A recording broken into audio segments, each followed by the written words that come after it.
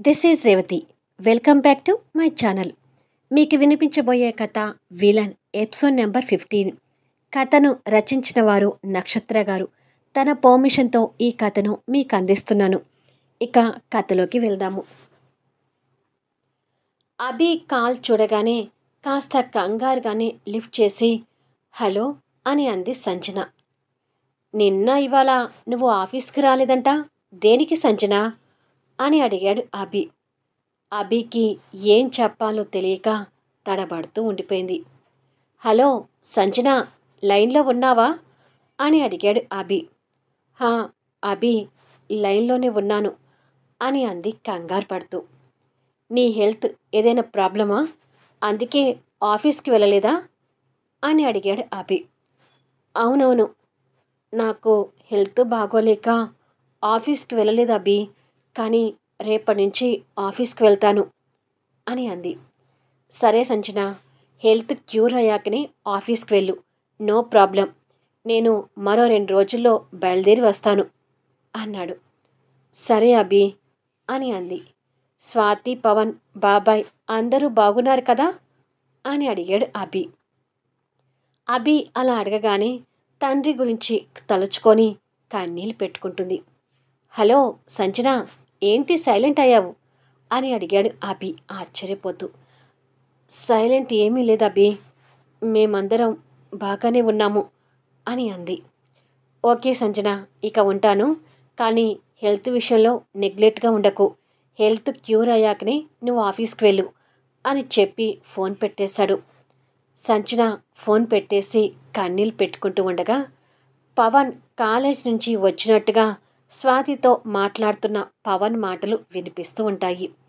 సంజన కన్నీళ్ళు తుడుచుకొని హాల్లోకి వస్తుండగా, నాన్నగారికి అలా అయ్యేసరికి నేను ఎగ్జామ్ మీద కూడా కాన్సన్ట్రేషన్ పెట్టలేకపోతున్నాను స్వాతక్క అంటూ పవన్ బాధపడుతుంటాడు. తమ్ముడు మాటలకు సంజన కూడా బాధపడుతూ వాళ్ళ ఇద్దరి మధ్యకు వచ్చి కూర్చొని వాళ్ళ ఇద్దరి మీద చేతులు వేసి ఆప్యాయంగా దగ్గరికి తీసుకుని, నాన్నగారు ఇప్పుడు కోమాలో ఉన్నా త్వరగానే కోలుకుంటారు పవన్. నాన్నగారి గురించి మీరు వర్రీ అవ్వకండి, కానీ మీకు ఒక్క ముఖ్యమైన విషయం చెప్తున్నాను, శ్రద్ధగా వినండి. మన ఇరుగు పొరుగు వాళ్ళు కానీ అయిన వాళ్ళు కానీ ఎవరైనా సరే మన నాన్నగారి గురించి అడిగితే ఇలా యాక్సిడెంట్ అయ్యి కోమాలో ఉన్నారనే విషయాన్ని అస్సలు చెప్పొద్దు. తీర్థయాత్రలకు వెళ్ళారు, త్వరలో వస్తారు అని మాత్రమే చెప్పండి అని అంది. అలా అబద్ధం చెప్పడం ఎందుకక్క అని అడిగింది స్వాతి. బయటి ప్రపంచాన్ని టీవీల్లోనూ పేపర్లోనూ చూస్తూనే ఉన్నాం కదా స్వాతి.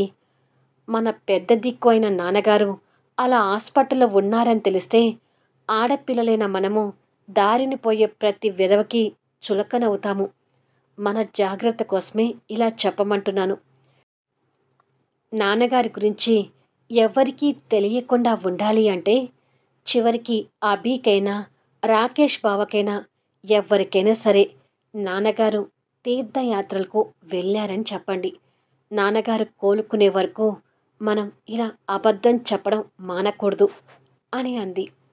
సరే అక్క అన్నారు ఇద్దరు. కానీ అక్క, ఆ యాక్సిడెంట్ చేసిన అతని గురించి ఏమైనా తెలిసిందా అని అడిగింది స్వాతి.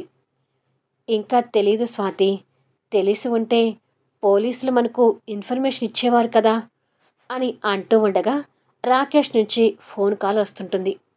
సరే మీరు చదువుకోండి, రాకేష్ బావ ఫోన్ చేస్తున్నాడు, నేను వెళ్ళి మాట్లాడతాను అని చెప్పి లోపలికి వెళ్తుంది. లిఫ్ట్ చేసి హలో అని అంది. నిన్నటి నుంచి మావయ్యకి ఫోన్ చేస్తుంటే ఫోన్ కలవడం లేదేంటి సంజన అని అడిగాడు రాకేష్ అటు నుంచి.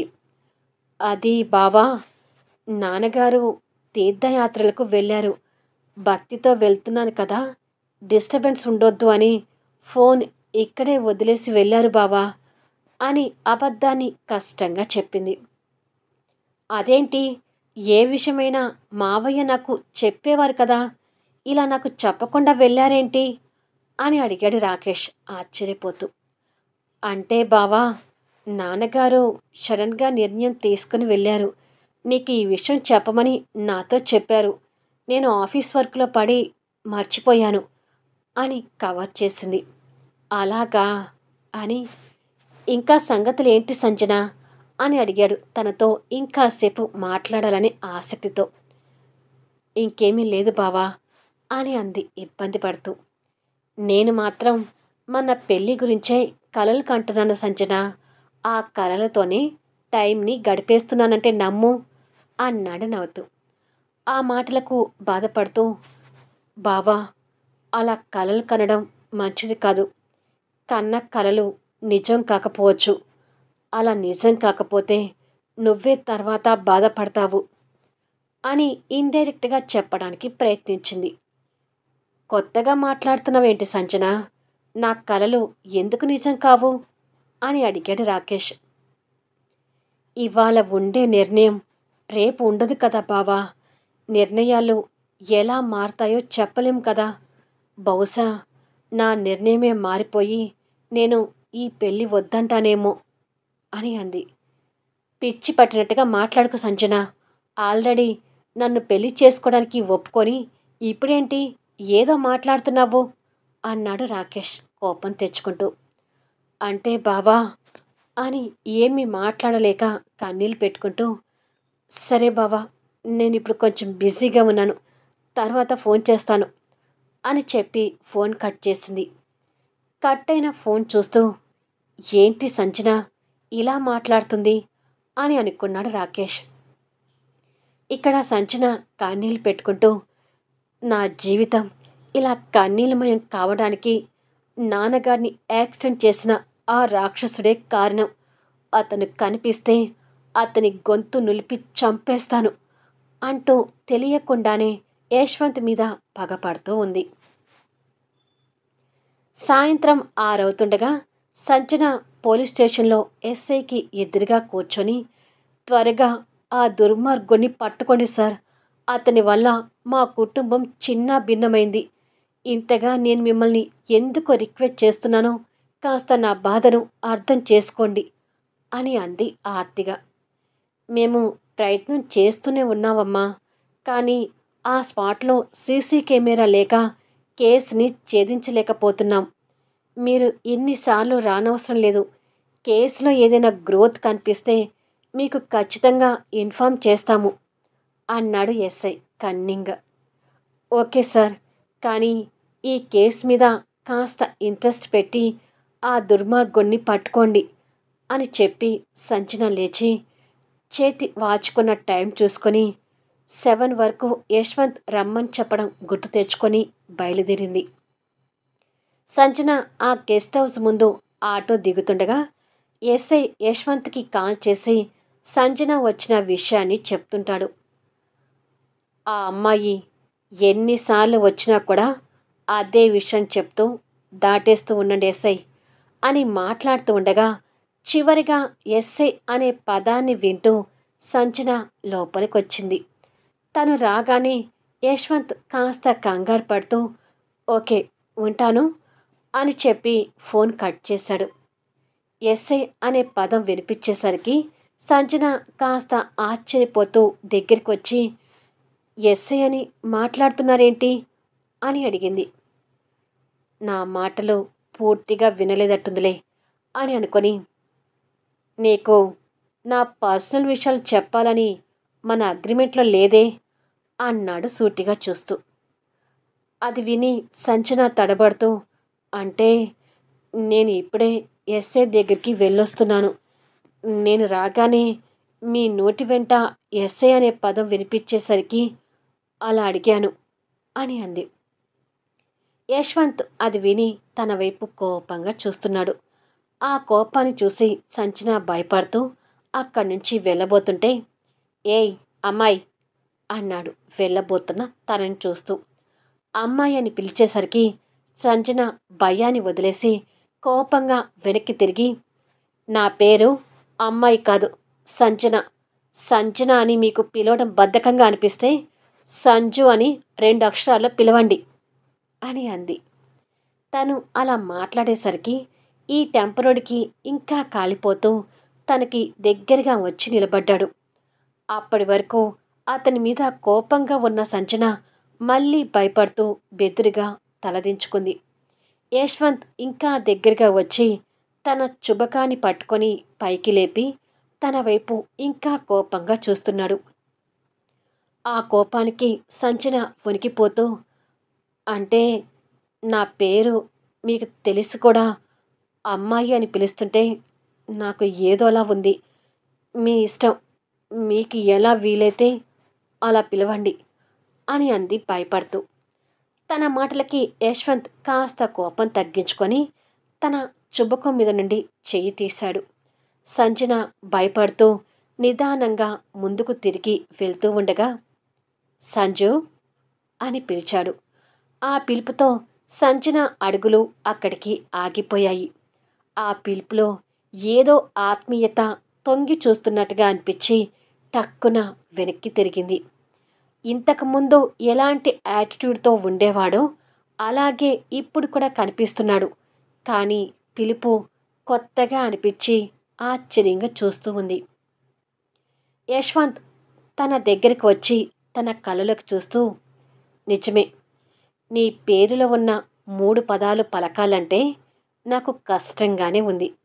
సో ఇప్పటినుంచి సంజు అని పిలుస్తాను అన్నాడు. సంజన విని మౌనంగా ఉండిపోతుంది. యశ్వంత్ తన నుదుటి మీద చేయి పెట్టి చూస్తూ, నువ్వు పూర్తిగా కోలుకున్నట్టేనా అని అడిగాడు. కోలుకున్నాను, ఇంకేమీ ప్రాబ్లం లేదు అంది. సరే, ఈ పక్కనే ఉన్న రూమ్లోకి వెళ్ళు అన్నాడు. దేనికి అని అడిగింది.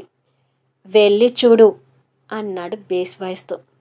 ఆ వాయిస్కి మరో మాట మాట్లాడకుండా మౌనం అయిపోయి ఆ రూమ్లోకి వెళ్ళింది. డ్రాయింగ్ రూమ్ని కాస్త కిచెన్ రూమ్గా మార్చడం కనిపిస్తూ ఉంది.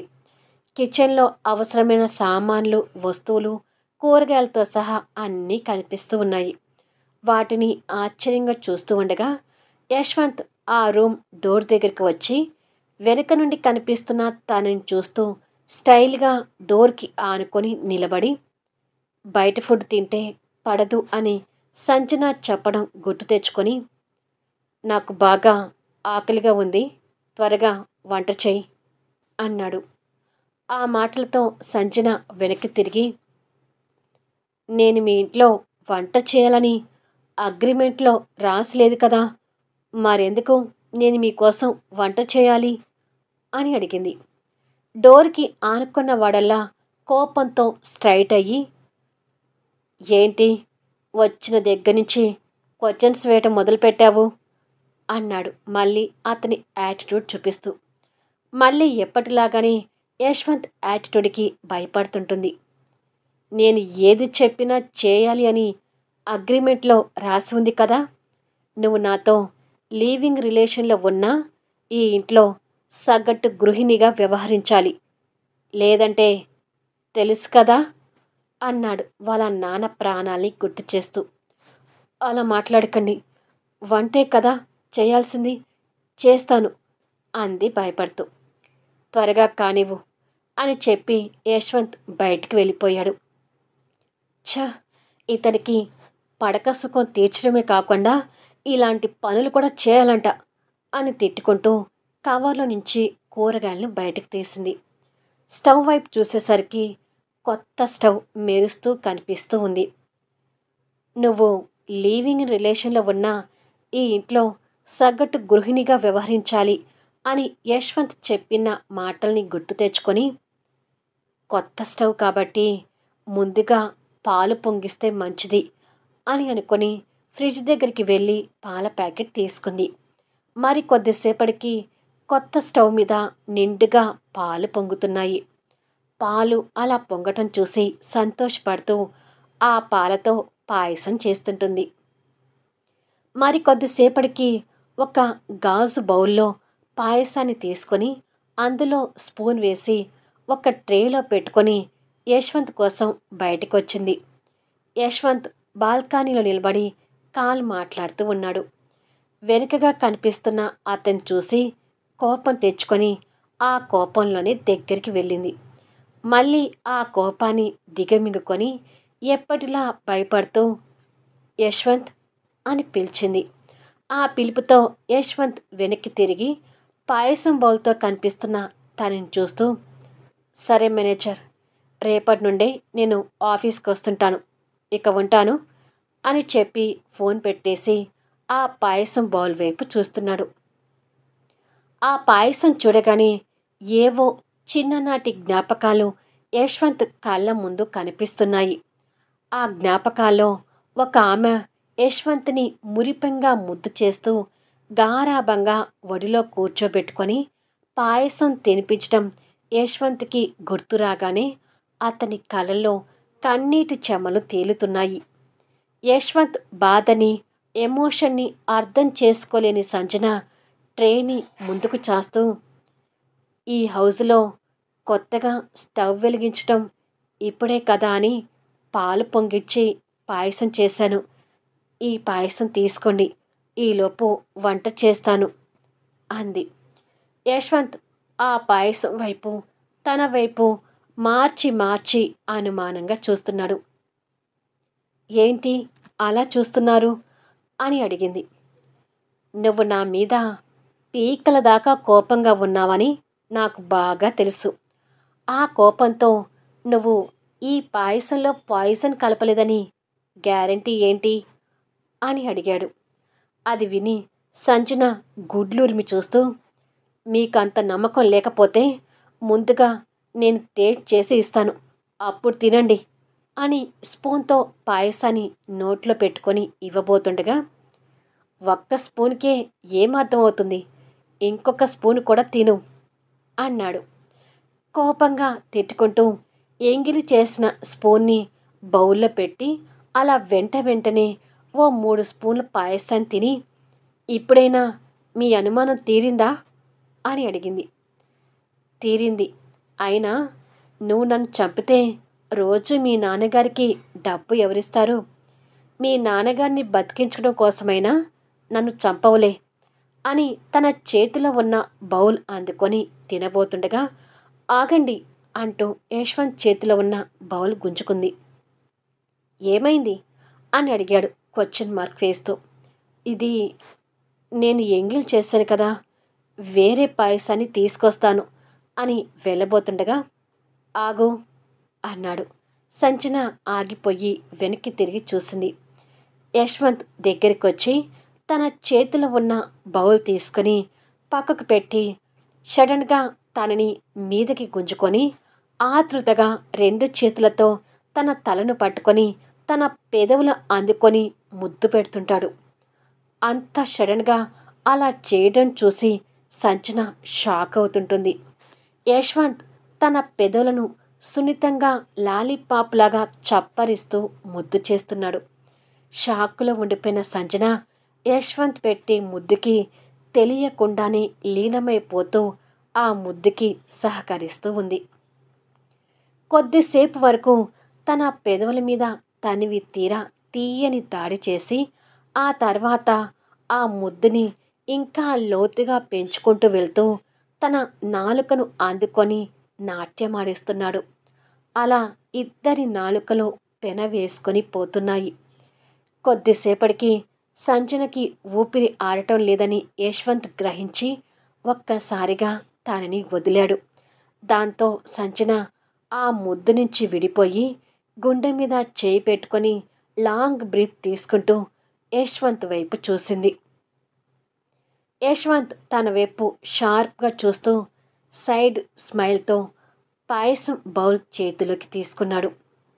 ఎంగిలి చేసిన పాయసం అని తను చెప్పడం, తన నాలుకతో ఎంగిలి ముద్దుని పెట్టుకోవటం సంజన గుర్తు తెచ్చుకొని ఛ అనుకుంటూ తడిగా ఉన్న పెదవులు తుడుచుకొని, ఈ ముద్దుతో నన్ను చంపకుండా ఆ ఎంగిలి పాయసం తింటాను అని చెప్పి తీసుకోవచ్చు కదా అని అనుకుంది. యశ్వంత్ తన్ని షార్ప్గా చూస్తూ స్పూన్తో పాయసాన్ని నోట్లో పెట్టుకున్నాడు. టేస్ట్ గురించి ఏమంటాడోనని సంజన యశ్వంత్ ఆన్సర్ కోసం చూస్తూ ఉంది. యశ్వంత్ ఆ పాయసం టేస్ట్ చేయగానే చిన్ననాటి జ్ఞాపకాలే కాదు, చిన్నప్పుడు రుచి చూసిన పాయసం కూడా గుర్తొస్తూ, అచ్చం ఆ దేవత చేసిన పాయసం తిన్నట్టుగానే ఉంది అని మనసులో అనుకొని సంచన వైపు ఆరాధనగా చూస్తున్నాడు. ఆన్సర్ చెప్పకుండా అలా చూస్తూ ఉంటే సంచనకి ఏమీ అర్థం కాక పాయసం ఎలా ఉంది అని అడిగింది. అప్పటికే యశ్వంత్ లాస్ట్ స్పూన్ ఊడ్చుకొని తిని ఖాళీ బౌల్ని తన చేతిలో పెట్టి ఏదో యావరేజ్గా ఉంది అన్నాడు. మళ్ళీ నెక్స్ట్ ఎపిసోడ్లో కలుద్దాం.